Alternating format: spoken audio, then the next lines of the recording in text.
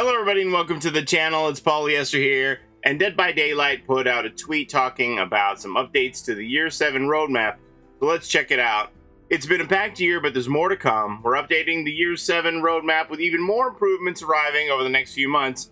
See what's on the way. When you click that link, it takes you to the official Dead by Daylight forums, where we have this post, Developer Update Year 7 Roadmap Additions. It's hard to believe that it's already been 8 months since our last anniversary broadcast, yet January somehow managed to sneak up on us.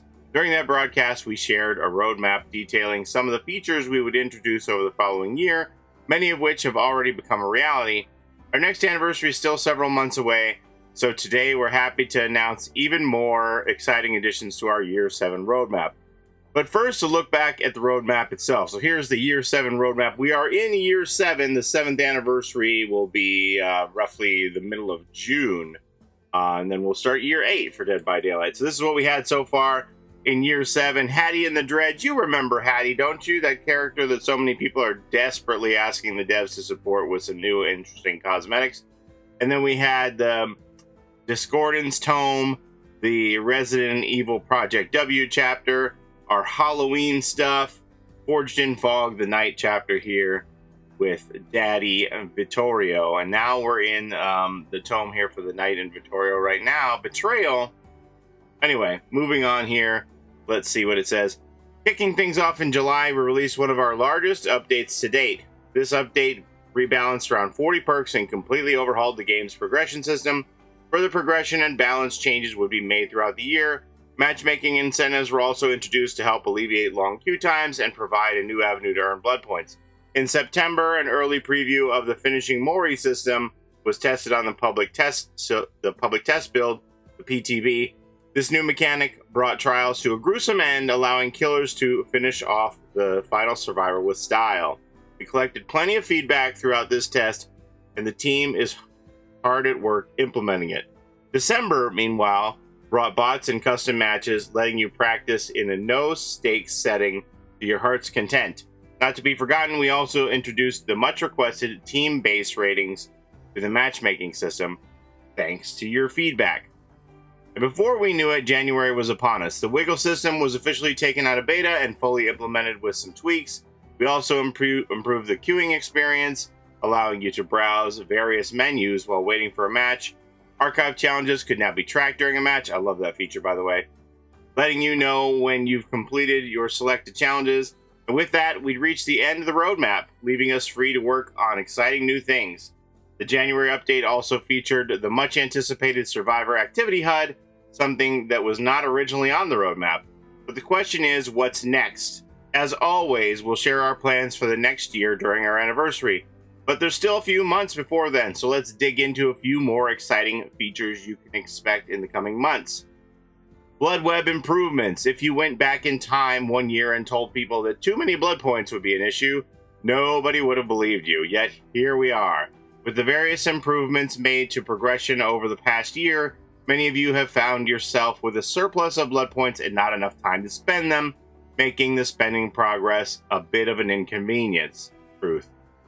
Within the next few months, we'll be making improvements to the blood web to make it easier and faster to spend your blood points than ever before. Survivor bot loadouts. Survivor bots received a very warm welcome when they debuted late last year. Though the Survivor bots are robots, we're sure their cold mechanical hearts were touched. And since then, an average of 70,000 bot matches have been played each day, and that's impressive actually. This feature made it easy to jump in and try out the new content in the Forged in Fog chapter when it released, a time where killer queue times tend to be longer as everyone flocks to try out the newest addition on the roster. And the first version of bots and custom matches was fairly simple, but we'll be expanding on the feature shortly with loadouts, allowing you to introduce more variety in the Survivor bots you face. Please note that not all perks will be available to bots. Some perks will ultimately be too complicated for them to use effectively, and we'd hate to make them too smart to be the cause of the robot uprising. I wonder if you can set their loadouts or if it will be random. I'm assuming it would be random. Map repeat prevention. Variety is the spice of life, and Dead by Daylight is no exception. With so many maps in the game, it can feel a little underwhelming when the entity decides to send you to the Groaning Storehouse for the 6th time today. That's actually funny because I got Groaning Storehouse twice in a row as killer last night. Even if it's your favorite map, eventually you'll want a breath of fresh air. Soon we'll introduce a new mechanic which guarantees that you won't be sent to the same map twice in a row. The odds of being sent to the same map will also be decreased, yet still possible for the next few matches. What about the offerings? Can we make the offerings so that they aren't 100% to send you to a realm? I don't think players should have that much control of them over the match. What do you say, Entity? Visual terror radius. This past year, we've been working hard to make Dead by Daylight more accessible to a wider audience. For those who are deaf or hard of hearing, the terror radius can be difficult or even impossible to keep track of despite being a crucial part of the game. And to remedy this, we'll be introducing new accessibility options, which, when enabled, will provide a visual representation of terror radius. Cool, I like that. Visual update. The Realm Beyond continues. We're in the process of visually updating one of our older realms. By now, you probably know what to expect, so we'll save the teasers for when this update is a little closer. That said, there aren't many realms left to update, so you've got a pretty good chance of guessing which one it is. So this would be either the Swamp or the Red Forest. I'm guessing it's the Swamp because one of the updates that we saw recently broke a lot of stuff on the Swamp. And the only reason I can figure that that would have happened is because they were changing it. Like, we even saw that pipe that I put in a video about the potential of Pennywise, the giant drainage pipe with the bars on it, that got into a game. And I was like, what? How does that happen? So I'm guessing it's probably the Swamp, which, thank goodness, that one needs refurbishing. But whichever one it is, if it's the Swamp or the Red Forest, please change it. Thank you. Perk updates. We put a lot of focus on general improvements in the quality of life features as of late, but we're pleased to say that perk balancing is going to pick back up shortly. And like before, we're hoping to include a small package of perk changes with each mid-chapter going forward. We'll share more of the details as these perk changes are closer to release. But since we know what you're about to ask, yes, one of the perks we're looking into does rhyme with schmeruption. Thank the Lord. All right. Limited time cosmetics.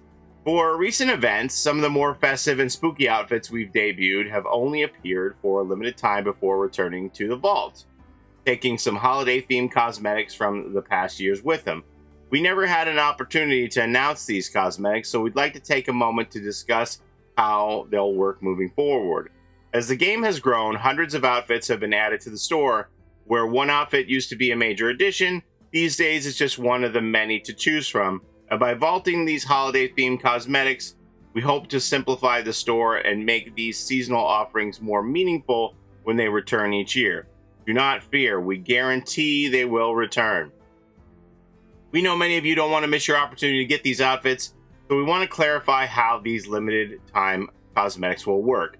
New limited-time cosmetics will be available for purchase with Oryx cells, such as the Bunny Fungmin and the Auspicious Apparel Vittorio you see up here. When the event period ends, these outfits will be vaulted, removed from the store, until they return the following year. The next time they return, they will be available with both Oryx cells and iridescent shards, excluding licensed characters. That is great, because my fear was they were vaulting all this stuff to turn them all into limited time cosmetics and have them return as Oryx cells only, because they had given this limited time exemption to the Deck the Trials outfits. Even though they were available for 6 weeks, they never went available for iridescent shards, and I feared they would never be available for iridescent shards because of this limited time exemption. But it sounds like when stuff does come back the next year, you will be able to get it with shards, which is good. For the sake of transparency, here's a complete list of all the seasonal collections to date, which will be available for a limited time. We hope this list gives you a better idea what to expect and allows you to plan around it. Spoiler warning, okay. So these are the Halloween ones that are vaulted or going to be vaulted. The winter stuff, the Deck the Trials, that's already vaulted. This Lunar New Year stuff, all these, Lurking Stripes, Gilded Stampede, etc., that's all being vaulted on February the 7th. so you have until then to get it. These new additions to the roadmap will be releasing as part of multiple updates over the next few months. As is tradition, we'll go into more details regarding each one when they're closer to release. Before we sign off, we want to take a moment to thank you for diligently providing feedback over this past year. You've helped shape these additions to our Year 7 roadmap and will no doubt impact the plans for years to come. Until next time, Dead by Daylight team. So the only thing I've seen so far out of the gate regarding this is folks are very concerned about the finisher mori coming through. This part here. New mechanic was gruesome and allowed killers to finish the Survivor Alpha style. We've collected plenty of feedback throughout this test, and the team is working hard at implementing it. There's a lot of people who are afraid to see what this looks like in game. They're not in favor of the finisher mori. Hopefully there'll be some changes to the system, and it won't be exactly what we saw in the PTB. We'll wait and see what happens with that. I do think that, my personal belief, I don't have any evidence of this, I do think that part of the finisher mori, with every game ending in a mori, allows you to see the killer, which may open the window into creating opportunities to sell more cosmetics for said killers, because the killers don't really see their cosmetics until like the beginning of the game and the end of the game. So if they were to see it flashy with a mori move, that might spur on more killer cosmetics. Maybe that's part of the reason for doing this. Maybe just part of shortening games is a reason for doing this. I don't know what they want to do for the mori system. But I also would personally like to see alternate moris be available that you could buy in the store and equip and have them showcased at the end of a game. So I personally like the idea of the finisher mori, as long as it doesn't like really screw up the whole game balance and stuff. I've seen people say, well, this is a nerf to luck, because you're not going to be able to get like that last second jump off the hook when your final teammate gets down, because the game's just going to end. You won't be able to jump off the hook, things like that. So, it's going to be a give and take. We're going to see how this works out when they do implement it. Hopefully everybody be happy with the final version. But there's the end of your Year 7 roadmap.